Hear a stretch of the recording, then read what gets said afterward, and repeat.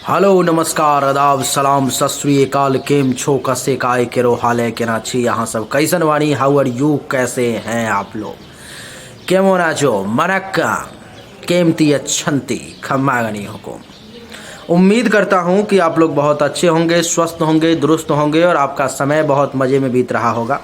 मित्रों, आज के इस वीडियो में मैं एक विशेष व्यक्ति की कुंडली के बारे में चर्चा करने वाला हूँ कि उनका ज़िंदगी आखिर कैसा बीतने वाला है, उनके ज़िंदगी में कब कौन सा समय अच्छा, कब कौन सा समय बुरा, अथवा किस किस समय पर में क्या क्या घटनाएं घटित होने वाली है। 10 दिन के नाम पर मैं इनके कुंडली का फीस का आज हो गया 1 महीना। बड़ा माफ़ी चाहता हूँ। उसका कारण है कि मुझे बीच में डेंगू हो गया और बहुत लोगों का फीस जमा हो चुका था उससे पहले, जिसके कारण से सबको मैंने थोड़ा थोड़ा करने की कोशिश की। ये जिनकी कुंडली में देख रहा हूँ, इनके घर से 4 या 5 लोगों की फ़ीस जमा हुई थी, जिसमें से 3-4 लोगों का कुंडली में दे चुका हूँ।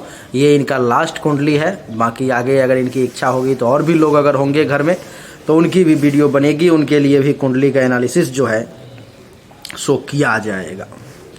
सबसे पहले तो इतने विलम्ब के लिए माफ़ी चाहता हूँ। बहुत ज़्यादा विलम्ब हो गया, बहुत ज़्यादा आपको इंतज़ार करना पड़ गया, लेकिन इसमें मेरा भी दोष नहीं है। अब स्वास्थ्य ही सही ना रहे तो क्या किया जाए। चलिए, हम लोग दूसरे विषय पर मैं चर्चा नहीं करेंगे। तो जो होना था सो हो गया। आप कॉपी पेन निकाल लीजिए और मैं जैसा कहता हूँ वैसा आप लिखते चले जाओ। आप लिख लो, जन्म से लेकर के 10/7/1995 तक शनि की महादशा रही। आगे लिखो आप, 10/7/1995 से लेकर के 10/7/2012 तक बुध की महादशा। 10/7/2012 से लेकर के 10/7/2019 तक केतु की महादशा। 10/7/2019 से लेकर के 10/7/2039 तक शुक्र की महादशा। 10/7/2039 से 10/7/2045 तक सूर्य की महादशा सन। 10/7/2045 से 10/7/2055 तक चंद्रमा की महादशा और 10/7/2055 से लेकर के 10/7/2062 तक मंगल की महादशा रहेगी। अब हम इससे आगे नहीं जाएंगे और अब अंतरदशा लिखिए, पेज पलट दो आप। मैं आपको 2-3 अंतरदशा लिखवा देता हूँ पिछले आने वाले 40 साल का। आप लिख लो शुक्र के महादशा में, अच्छा 1 सेकेंड आप रुको, आप लिखो 10/7/2019 से लेकर के 10/11/2022 तक शुक्र के महादशा में शुक्र की अंतरदशा। पेज पलट दो, नहीं इसी पेज में आप लिखो। और 10/11/2022 से लेकर के 10/11/2023 तक शुक्र के महादशा में सूर्य की अंतरदशा। आगे लिखो, 10/11/2023 से लेकर के 10/7/2025 तक शुक्र के महादशा में चंद्रमा की अंतरदशा। आगे लिखो आप, 10/7/2025 से लेकर के 10/9/2026 तक शुक्र के महादशा में मंगल की अंतरदशा। आगे लिखो, 10/9/2026 से लेकर के 10/9/2029 तक शुक्र के महादशा में राहु की अंतरदशा। आगे लिखो आप, 10/9/2029 से लेकर के 10/5/2032 तक शुक्र के महादशा में गुरु की अंतरदशा। 10/5/2032 से लेकर के 10/7/2035 तक शुक्र के महादशा में शनि की अंतरदशा। उससे आगे लिखो, 10/7/2035 से लेकर के 10/5/2038 तक शुक्र के महादशा में बुध की अंतरदशा और 10/5/2038 से लेकर के 10/7/2039 तक शुक्र के महादशा में केतु की अंतरदशा। आप पेज पलट दो और दूसरे पेज में चले जाओ। कुछ दिन और आगे का मैं बारीकी से आपको लिखवा देता हूं ताकि आपको फिर किसी दूसरे एस्ट्रोलॉजर के पास में जाने की आवश्यकता ना पड़े। आप लिखो आगे, 10/7/2039 से लेकर के 28/10/2039 तक सूर्य के महादशा में सूर्य की अंतरदशा। 28/10/2039 से लेकर के 28/4/2040 तक सूर्य के महादशा में चंद्रमा की अंतरदशा। 28/4/2040 से लेकर के 3/9/2040 तक सूर्य के महादशा में मंगल की अंतरदशा। 3/9/2040 से लेकर के 28/7/2041 तक सूर्य के महादशा में राहु की अंतर्दशा, 28/7/2041 से लेकर के 16/5/2042 तक सूर्य के महादशा में गुरु की अंतर्दशा, 16/5/2042 से 28/4/2043 तक सूर्य के महादशा में शनि की अंतर्दशा, 28/4/2043 से 3/3/2044 तक सूर्य के महादशा में बुध की अंतर्दशा, और 3/3/2044 से लेकर के 10/7/2044 तक सूर्य के महादशा में केतु की अंतर्दशा, और 10/7/2044 से लेकर के 10/7/2045 तक सूर्य के महादशा में शुक्र की अंतर्दशा। क्या आपको और आगे जाने की इच्छा है? आगे का रहने देता हूँ, महादशा मैंने आगे लिखा ही दिया है, अब ज़्यादा आगे नहीं जाएंगे। आगे 10/7/2045 के बाद और 10/7/2055 तक चंद्रमा की महादशा है, और उसके बाद फिर 10/7/2055 से लेकर के 10/7/2062 तक मंगल की महादशा है, जो मैंने आपको पहले ही लिखा दिए हैं। तो आइए अब इन सब का फलादेश हम लोग समझने की कोशिश करेंगे। जो ये फलादेश क्या कहता है, मैं जिस ग्रह का चर्चा करूंगा, मैं जिस ग्रह के बारे में आपको फलादेश करूंगा, मैं जिस ग्रह के बारे में बताऊंगा कि इस ग्रह का अगर समय आएगा तो ये होगा, तो आप ये समझ लेना कि उस ग्रह की महादशा अंतर्दशा जब जब आएगी तो वही रिजल्ट आपको देखने को मिलेगा। सबसे पहले हम सूर्य से ही चर्चा आरंभ करेंगे। आपको यहाँ पर मैं साइड में कुंडली लगी हुई दिखाई दे ही रही होगी। आपको मैं बता दूं सबसे पहले कि ये कुंभ लग्न की कुंडली है और कर्क राशि है आपकी। आइए आप पर मैं चर्चा आरंभ करता हूं। कुंभ लग्न के कुंडली में सूर्य जो है सो एक मारक ग्रह होता है, अच्छा नहीं होता है। इसलिए कुंभ लग्न वालों को हमेशा आजीवन सूर्य को जल देना चाहिए। अगर दैनिक रूप से आप सूर्य को जल दोगे तो सूर्य के भयंकर कष्ट से, सूर्य के भयंकर परेशानी से जो है आप बच जाओगे, वो आपको ज़्यादा परेशान नहीं करेगा। मित्रों, सूर्य आपके कुंडली में आपके मस्तक पर में लग्न में बैठा हुआ है। यहाँ पर में आप 11 देख रहे हो लिखा हुआ है, पहला भाव है, लौ लिखा हुआ है, वही लग्न है। तो सूर्य कुंभ राशि में बैठा हुआ है 23 डिग्री पर में। इसका मतलब ये हुआ कि जीवन साथी को उठा करके अपने मस्तक पे धारण कर लेना, यानी कि पत्नी को उठा करके अपने सर पे धारण कर लेना। इसका अर्थ क्या हुआ कि पत्नी के साथ, यानी कि पत्नी को बहुत ज़्यादा मान सम्मान देना, पत्नी को बहुत मानना, पत्नी की हर बात सुनना, पत्नी जैसा बोलेगी वैसा ही करना, ये सब सूर्य के मस्तक पर में बैठने का परिणाम है। और ऐसे सूर्य के समय में क्या क्या होगा वो मैं आपको बता देता हूँ। सूर्य के कारण चेहरा पर में एक सूर्य के समान तेज होगा, सूर्य जैसा तेजस्वी एक चेहरा खिला हुआ दिखाई देता होगा, रंग रूप काफ़ी अच्छा होगा, बड़े ही ज्ञानी होंगे क्योंकि मस्तक पर में सूर्य बैठा हुआ है। ऊर्जा की कमी नहीं महसूस होगी सूर्य के समय में। मानसिक रूप से भी बड़े स्ट्रांग होंगे आप सूर्य के समय में। विवेक भी अच्छा होगा, शील स्वभाव भी बढ़िया होगा, चरित्र भी बढ़िया होगा। सूर्य के समय में जो है सो आपको कोई ऐसा काम नहीं करने देगा सूर्य जिसके कारण से आपके परिवार वाले या आप खुद अपने आप पर में गर्व करें। विनम्रता को वो आक्रोश में बदल देगा, बड़ा क्रोधी किस्म का आपको बना देगा, इसलिए बड़ा सावधान रहने की जरूरत पड़ेगी। सूर्य की सप्तम दृष्टि सप्तम भाव पर में, जिसके कारण से आप अनुभव करेंगे कि जीवन साथी के साथ सूर्य के समय में खासकर टेंशन तनाव की स्थिति बनेगी, जबकि आपने अपने जीवन साथी को सर पे धारण किया है। बहुत मानोगे, बहुत इज्जत प्रतिष्ठा मान सम्मान दोगे, फिर भी जीवन साथी के साथ टेंशन तनाव बनेगा, काम वासना की अधिकता हो जाएगी, वैवाहिक जीवन आपका ठीक नहीं रहेगा। दैनिक व्यवसाय के क्षेत्र में आप थोड़ी सी परेशान हो जाएंगे सूर्य के समय में। आसपास में, घर के आसपास में अथवा के रिलेटिव में किसी न किसी की मृत्यु भी हो सकती है।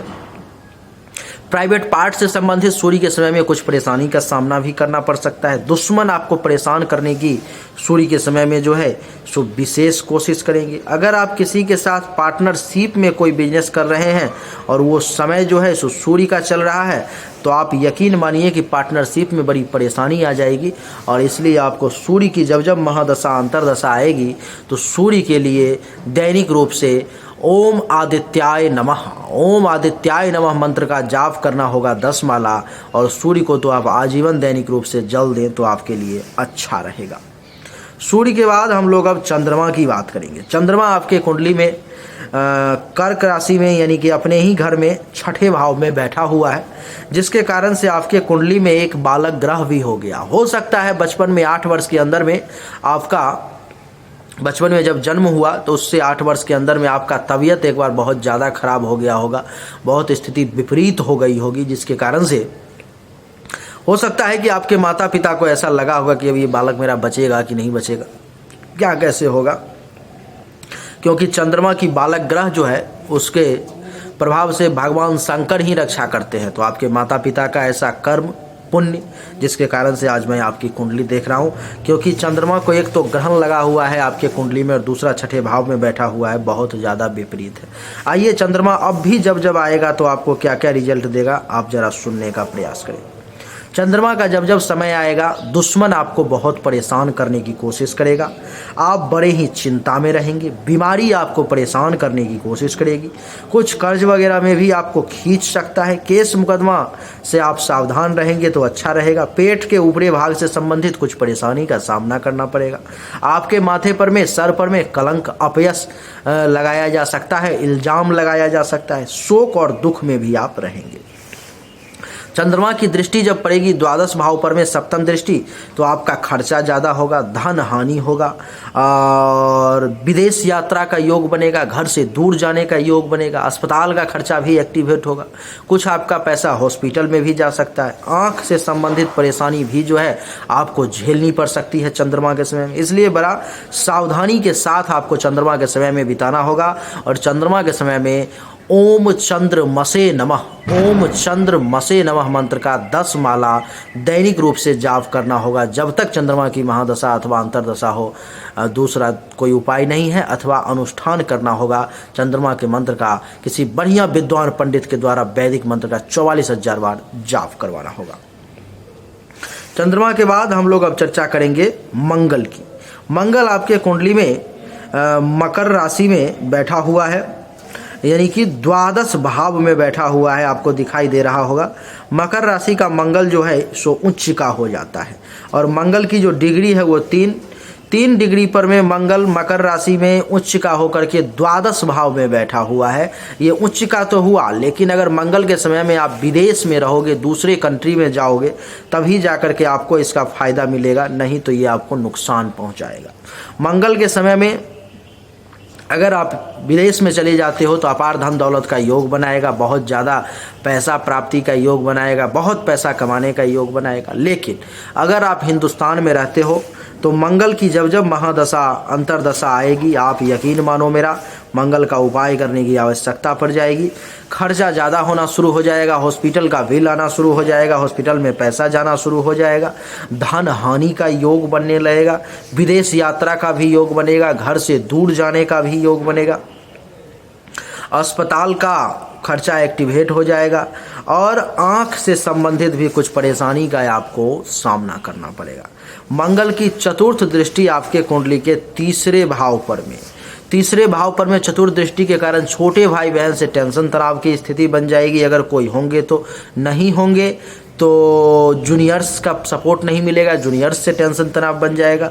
आपके जो है सो खुद के पराक्रम में जो है सो कमी का एहसास होगा, आपको पेशेंस लेवल आपका कमज़ोर हो जाएगा और शरीर में रैंडम से ऐसा ताकत आएगा किसी के साथ लड़ाई झगड़ा कर लूँ, कुछ कर लूँ, इस प्रकार की चीज़ें आपके दिमाग में चलने लगेंगी और ऊर्जा आने लगेगा।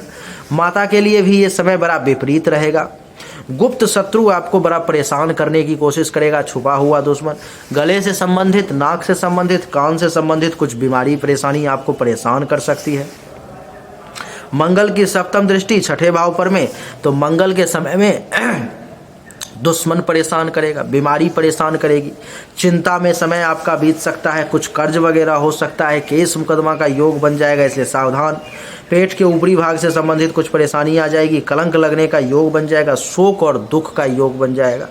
मंगल की दृष्टि अष्टम दृष्टि जो है सप्तम भाव पर में, तो विवाह विलंब से होने का योग बन जाएगा, विलंब से आपका विवाह होगा। काम वासना की अधिकता होगी, वैवाहिक जीवन में कुछ परेशानी का आपको सामना करना पड़ेगा। दैनिक व्यवसाय रोजगार भी आपका मंगल के समय में हिंदुस्तान के लिए अच्छा नहीं चलेगा। प्राइवेट पार्ट से संबंधित कुछ परेशानी भी आ सकती है, पार्टनरशिप में भी आपका काम नहीं चल पाएगा और दुश्मन भी आपको परेशान करने की कोशिश करेगा। यही आप अगर भारत से बाहर रहते हो तो ये सब रिजल्ट नहीं प्राप्त होगा, इन सब के पूरा का पूरा अपोजिट रिजल्ट प्राप्त होगा।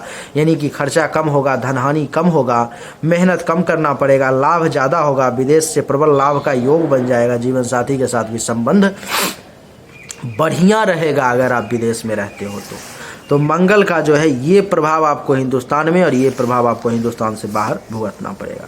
मंगल के बाद बुध की चर्चा करेंगे। बुध इस कुंडली में बड़ा मजबूत अवस्था में 13 डिग्री पर में अच्छा, बुध से पहले मैं एक चीज़ बता दूं कि मंगल का जैसे ही समय आए अथवा अगर संभव हो तो दैनिक रूप से हनुमान चालीसा का आप पाठ करो, आपके लिए बढ़िया रहेगा, रोज एक बार। और मंगल का जैसे ही समय आए तो ओम मंग मंगलाय नमः, ओम मंग मंगलाय नमः, ओम मंग मंगलाय नमः, इस मंत्र का जो है सो 10 माला जाप शुरू कर दोगे, आपके लिए बढ़िया रहेगा। सूर्य के लिए आपको जिंदगी में कभी भी माणिक्य धारण नहीं करना है, चंद्रमा के लिए कभी मोती नहीं धारण करना है, मंगल के लिए जिंदगी में कभी मूंगा नहीं पहनना है, नहीं तो आपको नुकसान पहुंचाएगा। अब हम चर्चा करेंगे बुध देवता की। बुध देवता जो है सो आपके लग्न में ही सूर्य के साथ युति बना करके यानी कि बुधादित्य नामक योग बना करके लग्न में ही बैठे हुए हैं और बुध आपके लिए बहुत मजबूत है, 13 डिग्री पर में है, 100% रिजल्ट देने में सक्षम है। लेकिन सूर्य के साथ बैठने के कारण वो अस्त का हो गया, तो इसको अस्त से बाहर निकालने के लिए सबसे पहले पन्ना धारण करना अनिवार्य हो जाएगा। एक बढ़िया क्वालिटी का 25,000 रुपये तक का आप पन्ना धारण कर लो, जिंदगी में अपने आप बहुत कुछ हासिल हो जाएगा पन्ना धारण करने से आपको। बुध के समय में अगर पन्ना धारण कर लोगे तो आपको क्या क्या जो है फल की प्राप्ति होगी वो मैं आपको बता देता हूँ। बुध के कारण जो है शरीर में एक अलग ही ऊर्जा का एहसास होगा, शरीर बड़ा मजबूत दिखाई देगा, मस्तिष्क दिमागी तौर पर में वैसे भी तेज होगे लेकिन और ज़्यादा तेज हो जाओगे, विवेक का सहारा मिलेगा, शील स्वभाव बढ़िया रहेगा। कुछ ऐसा काम करोगे बुध के समय में जो लोग आपके परिवार वाले आप पर में गर्व करेंगे। आपको मैं बता दूं कि आप में जो है विनम्रता बहुत होगी बुध के कारण, बुध के समय में, और सूर्य के कारण सूर्य के समय में आक्रोश बहुत होगा। बुध की जो है सप्तम दृष्टि सप्तम भाव पर में, तो बुध के समय में जीवन साथी के साथ भी संबंध बढ़िया रहेगा। अगर पन्ना धारण कर लोगे तो काम वासना की भी पूर्ति होगी, दैनिक व्यवसाय भी आपका अच्छा रहेगा और प्राइवेट पार्ट से संबंधित किसी भी प्रकार का कोई परेशानी चल रहा हो वो भी दूर हो जाएगा। प्रत्यक्ष दुश्मन जो है सो वो अगर टकराएंगे तो उनका भी अपना इज्जत प्रतिष्ठा मान सम्मान ले करके सब जो है सो डुबो देंगे। और पार्टनरशिप में भी अगर किसी के साथ बिजनेस चल रहा है और वो बुध का समय है तो वो बढ़िया चलेगा। लेकिन बुध के समय में पन्ना धारण करना अनिवार्य है, पन्ना अगर नहीं धारण करोगे तो वो आपके लिए बुध बढ़िया रिजल्ट नहीं दे पाएगा। इसलिए बढ़िया क्वालिटी का आप आजीवन एक पन्ना धारण करो।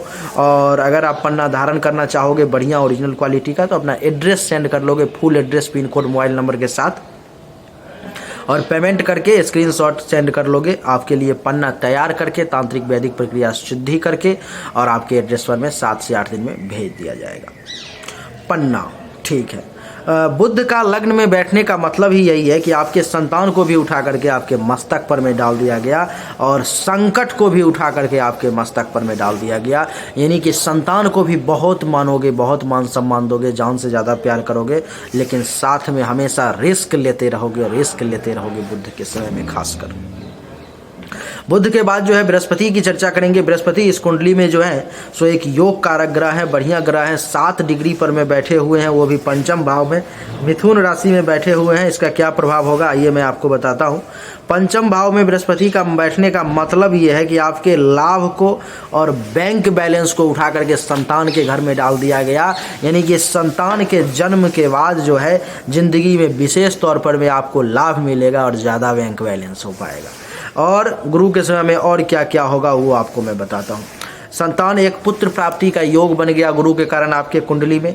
विद्या बुद्धि का आपका बड़ा ब्रिलियंट हो गया, पढ़ाई लिखाई में यश में वृद्धि होगी। चाहने वालों की गुरु के समय में संख्या बढ़ जाएगी। धर्म और मंगल कार्य भी भगवान कृपा से आपके हाथों से लिखा हुआ है।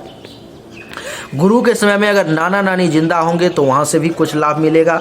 हृदय छाती के निचले भाग से संबंधित कुछ भी परेशानी होगी तो गुरु के समय में वो परेशानी दब जाएगी, वो परेशानी आपको ज़्यादा परेशान नहीं कर पाएगी। 1 2 3 4 5 गुरु की पंचम दृष्टि आपके कुंडली के नवम भाव पर में भाग्य के घर पे, तो गुरु के समय में जो है सो भाग्य का भी बढ़िया सपोर्ट मिलेगा। धर्म और तीर्थ यात्रा का भी योग बन जाएगा। यश में भी वृद्धि होगी। साला साली से भी फायदा का योग बन जाएगा। सन्यासी का आशीर्वाद भी मिलेगा। स्वप्न भी पूरे होंगे। शिक्षा स्तर भी आपका बढ़िया रहेगा और गुरु और आचार्य का आशीर्वाद भी आपको मिलने का योग बन जाएगा। गुरु की जो है सप्तम दृष्टि एकादश भाव पर में आय बहुत होगा, पैसा बहुत आएगा आपके ज़िंदगी में, लाभ बहुत होगा, बड़ी बड़ी उपलब्धि की प्राप्ति होगी, मनोकामनाओं की पूर्ति होगी। बड़े भाई बहन सीनियर्स का सपोर्ट मिलेगा हमेशा, बड़े भाई बहन से भी हमेशा लाभ मिलेगा। आपको बता दूं कि पुत्र वधू और दामाद का भी सुख जो है अपने समय में ज़िंदगी में प्राप्त करोगे। और मस्तक पर में गुरु की दृष्टि यानी कि बड़े ही ज्ञानी और बुद्धिमान हो गए। सूर्य भी मस्तक पे है, बुध भी मस्तक पर में है और गुरु की दृष्टि भी मस्तक पर में, बड़ा ज्ञानी किस्म के व्यक्ति हो गया। बड़ा बढ़िया कुंडली है। कुछ मामले में आपको थोड़ी सी जिंदगी में परेशानी है लेकिन कुंडली आपकी खराब नहीं है, कुंडली आपकी बहुत अच्छी है। गुरु के बाद शुक्र की चर्चा करेंगे। शुक्र इस कुंडली में द्वादश भाव में बैठे हुए हैं 9 डिग्री पर में। शुक्र हिंदुस्तान के लिए आपके लिए अच्छे नहीं हुए। हिंदुस्तान में जब तक आप हो, शुक्र का समय जब जब महादशा अंतरदशा आएगी तो आप ये यकीन करो कि भाग्य को यानी कि ससुराल को उठा करके और माता को उठा करके द्वादश भाव में डाल दिया गया, यानी कि अस्पताल का खर्चा ज़्यादा एक्टिवेट हो गया आपके लिए। माँ के लिए भी हेल्थ वाइज इशू रहेगा। क्या क्या आपको प्राप्त होगा अभी देखो। अभी शुक्र का समय अभी आपके कुंडली में चल रहा है या जब जब चलेगा शुक्र की महादशा अंतरदशा तो माता को हेल्थ वाइज इशू आना शुरू हो जाएगा। माता के माध्यम से खर्चा ज़्यादा होना शुरू हो जाएगा। ससुराल पक्ष से भी टेंशन तनाव होने की स्थिति आ जाएगी। माँ से भी थोड़ा सा टेंशन तनाव बनना शुरू हो जाएगा और भाग्य का भी सपोर्ट थोड़ा सा कम मिलेगा। और क्या क्या होगा शुक्र के समय में, तो शुक्र आपके कुंडली के द्वादश भाव में बैठा हुआ है तो शुक्र के समय में खर्चा ज़्यादा होगा, धनहानि का योग बन जाएगा, सैया सुख में कमी आ जाएगी। विदेश में जाओगे तो सब फायदा होगा, हिंदुस्तान में रहोगे तो सब नुकसान होगा। विदेश यात्रा का योग बन जाएगा। अस्पताल का खर्चा भी एक्टिवेट होगा। आँख से संबंधित भी किसी प्रकार का कोई परेशानी आपको परेशान कर सकता है। और शुक्र की सप्तम दृष्टि छठे भाव पर, छठा भाव जानते ही हो, अभी बताया हूँ कि दुश्मन का घर है तो दुश्मन परेशान करेगा, चिंतित रहोगे। रोग कुछ परेशान करेगा, कुछ उधार वगैरह कर्ज वगैरह भी हो सकता है। केस मुकदमा से बड़ा सावधानी से चलना पड़ेगा। पेट से संबंधित परेशानी का योग बन जाएगा, कलंक लगने का योग बन जाएगा। शोक और दुख का ये समय हो जाएगा तो बड़ा विपरीत स्थिति रहेगी शुक्र के समय में। तो इसीलिए शुक्र की जब जब महादशा अंतरदशा आए तो ओम शुंग शुक्राय नमः, ओम शुंग शुक्राय नमः मंत्र का 10 माला दैनिक रूप से जाप करोगे। भगवान की कृपा से आपकी परेशानी जल्दी दूर हो जाएगी। वैसे अभी आपके लिए अनिवार्य है कि जल्दी से जल्दी बढ़िया विद्वान पंडित के द्वारा जो है सो आप शुक्र के मंत्र का जाप करवा लो, वैदिक मंत्र का अनुष्ठान करवा लो, आपके लिए बहुत अच्छा रहेगा। शुक्र के बाद शनि की चर्चा करेंगे। शनि इस कुंडली में लाभ के घर में बैठे हुए हैं धनु राशि में और शनि इस कुंडली के सबसे ज़्यादा योग कारक ग्रह है। और शुक्र का रत्न आप कभी जिंदगी में नहीं धारण कर सकते। अगर आप धारण करोगे तो नुकसान में चले जाओगे।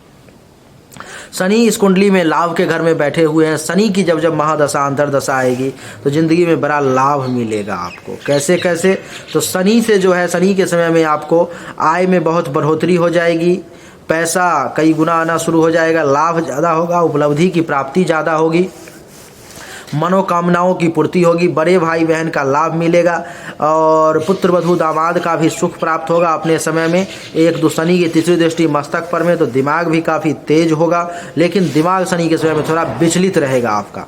शनि की सप्तम दृष्टि पंचम भाव पर में तो एक पुत्री प्राप्ति का भी योग बन गया कुंडली में। संतान का भी विद्या बुद्धि बढ़िया काम करेगा, आपका भी बढ़िया काम करेगा।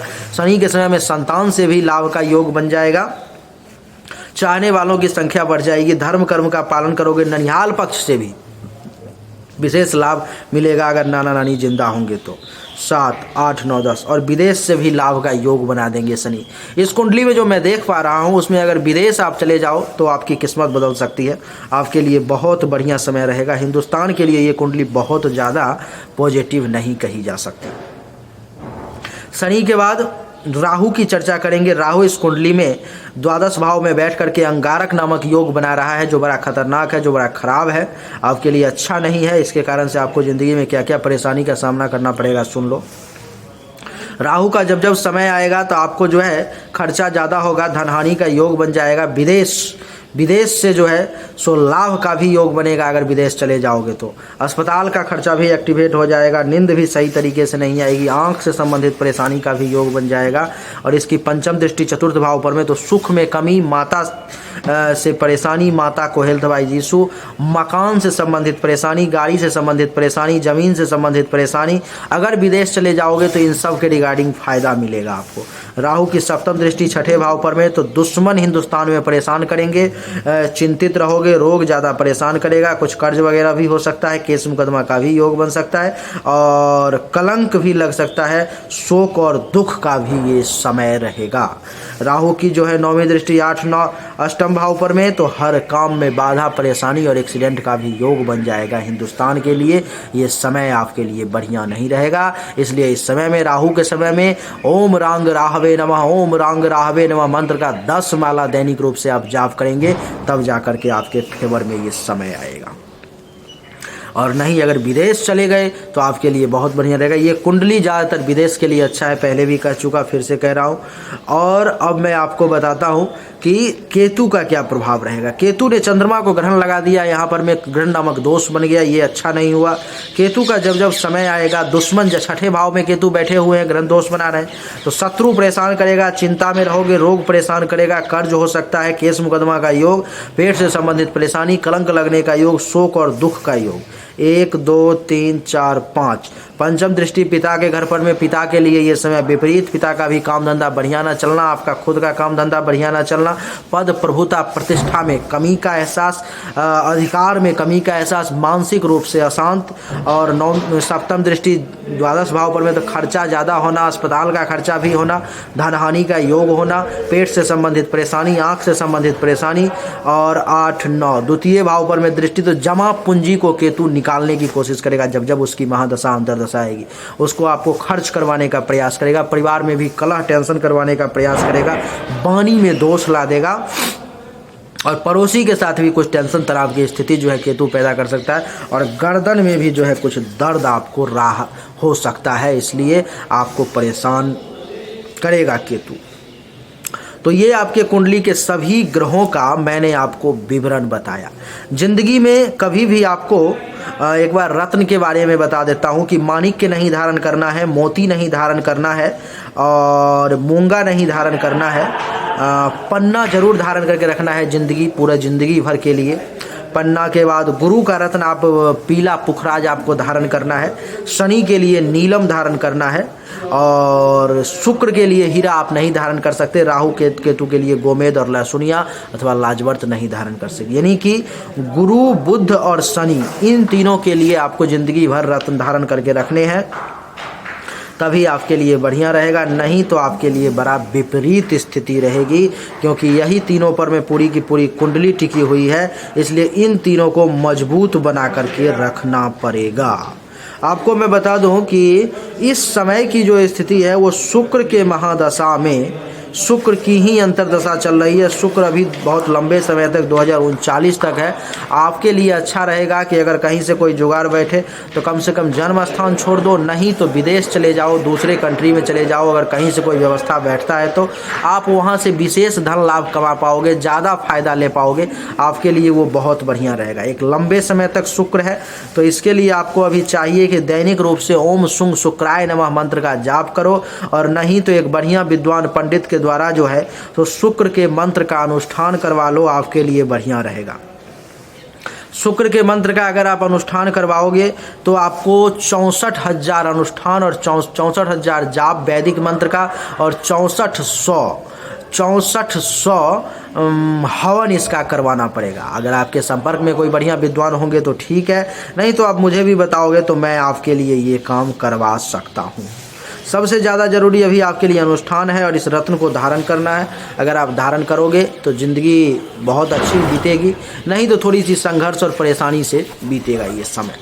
उम्मीद करता हूं कि आपको हमारा ये वीडियो पसंद आया होगा और सबसे पहले कि देरी के लिए क्षमा चाहता हूं, माफ़ी चाहता हूं। इस वीडियो को देखने के बाद आप मुझे ज़रूर मैसेज करें, मैं आपसे एक बार ज़रूर बात करना चाहूँगा। चलिए आप सभी का एक बार फिर से बहुत बहुत धन्यवाद। Thank you so much. जय हिंद, वंदे मातरम। बोलिए राधे राधे।